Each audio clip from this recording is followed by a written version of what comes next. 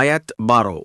إذا رأتهم من مكان بعيد سمعوا لها تغيظا وزفيرا যখন আগুন তাদেরকে দেখবে তখন তারা শুনতে পাবে এর ক্রুদ্ধ গর্জন ও হুঙ্কার।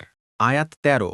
وإذا ألقوا منها مكانا ضيقا مقرنين دعوا هنالك ثبورا আর যখন তাদেরকে গলায় হাত পেঁচিয়ে শৃঙ্খলিত অবস্থায় সেটার কোনো সংকীর্ণ স্থানে নিক্ষেপ করা হবে তখন তারা সেখানে ধ্বংস কামনা করবে।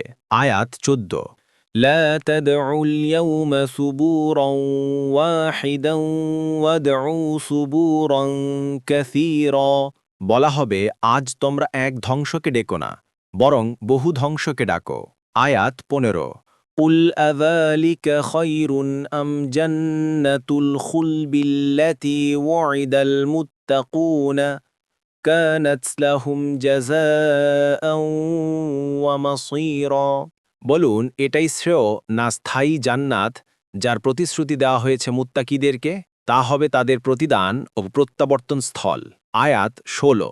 لهم فيها ما يشاءون خالدين كان على ربك وعدا مسئولا সেখানে তারা চিরকাল বসবাসরত অবস্থায় যা চাইবে তাদের জন্য তাই থাকবে। এ প্রতিশ্রুতি পূরণ আপনার রবেরই দায়িত্ব।